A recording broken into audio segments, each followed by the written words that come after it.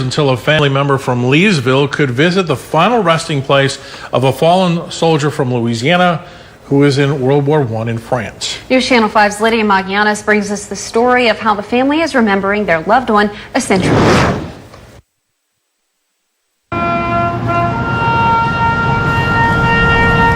100 years after his death, a crowd gathers around the grave of Army Private Charley Owen for a memorial service in Leesville on Thursday. Like many soldiers during World War I, Owen died of influenza in 1918. Row 34, spot 33. But his body is buried thousands of miles away in an American cemetery in northern France. In 1998, 80 years after the soldier's death, his great-nephew, retired Air Force Lieutenant Colonel Charles Owen, was stationed in Germany and would be the first family member to visit the grave. And I saw something that took my breath away.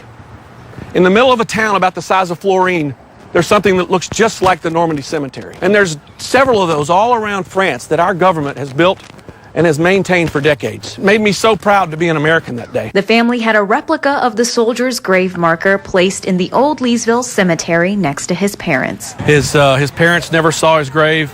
My grandfather never saw it, and even though they're long gone, as we got to the 100th year anniversary, I wanted to have something that was close to them, kind of in a symbolic way, and for the people around here to be reminded of World War I. My dad was very proud of him, and we always had a picture of him, so we knew from pictures who he was and where he was, that he was buried in France.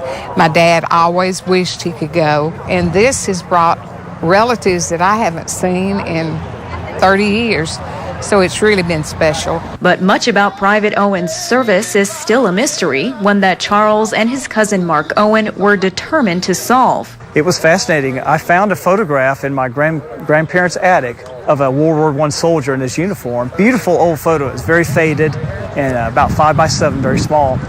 And there was no information with it. That's what got me interested. They learned that the soldier was assigned to a casualty company, likely tasked with clearing battlefields of war dead, a hero in the eyes of his loved ones, even after a century. America, sweet America. That's a hallmark of our republic, is that when we need to stay free, average men and women would stand up and do it. In Leesville, Lydia Magallanes for News Channel 5, your local station.